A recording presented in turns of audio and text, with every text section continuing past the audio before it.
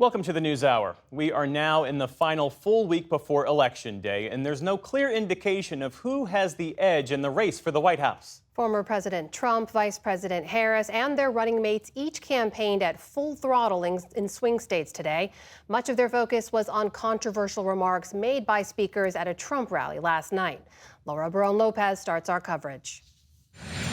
On her way to campaign in battleground Michigan today, Vice President Kamala Harris denounced recent rhetoric from former President Donald Trump and his allies.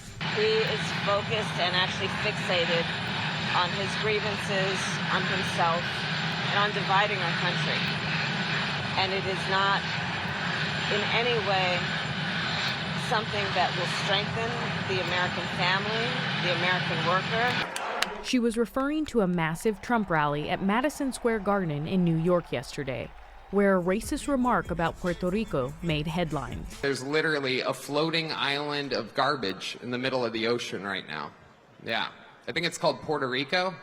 That comment made by comedian and Trump supporter Tony Hinchcliffe sparked major backlash from politicians and celebrities alike, including Puerto Rican megastars Bad Bunny and Jennifer Lopez. Trump's team tried to distance itself from the comment. His senior campaign advisor telling the NewsHour in a statement, "This joke does not reflect the views of President Trump or the campaign." But the campaign did not distance itself from other remarks made by multiple Trump allies who hurled racist and sexist attacks at Vice President Harris. She's a fake, a fraud, she's a pretender. Her and her pimp handlers will destroy our country. She is the devil, whoever screamed that out.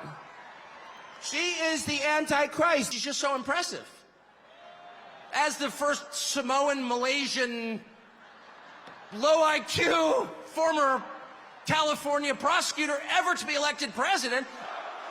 In a speech billed as his closing message, the former president himself again labeled fellow American citizens as enemies. They're smart and they're vicious, and we have to defeat them. And when I say the enemy from within, the other side goes crazy, becomes a sound. Oh, how can he say? No, they've done very bad things to this country. They are indeed the enemy from within. But this is who we're fighting. At one point, Trump appeared to suggest that he and House Speaker Mike Johnson have a secret that will help Republicans keep their House majority. I think with our little secret, we're going to do really well with the House, right? Our little secret is having a big impact. He and I have a secret. We'll tell you what it is when the race is over.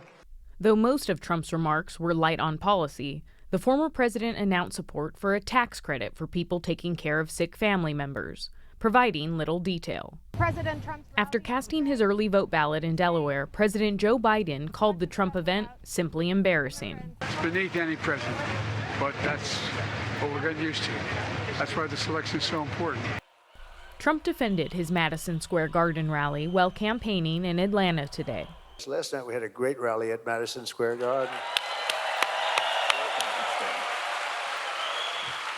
And sometimes I'll use a little bit, not hard foul, but soft foul. We call it soft foul.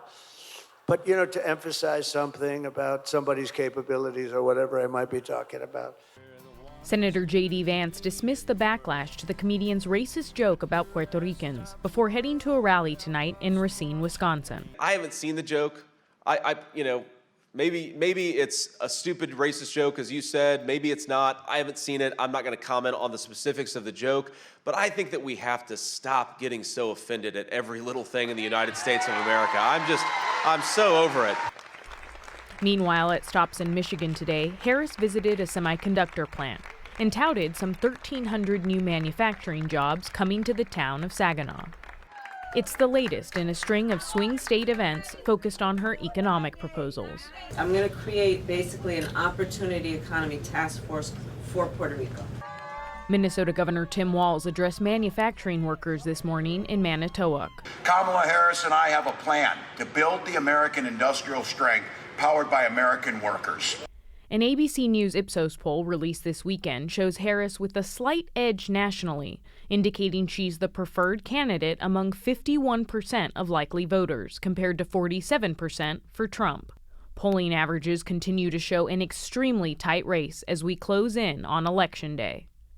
For the PBS NewsHour, I'm Laura Barone-Lopez.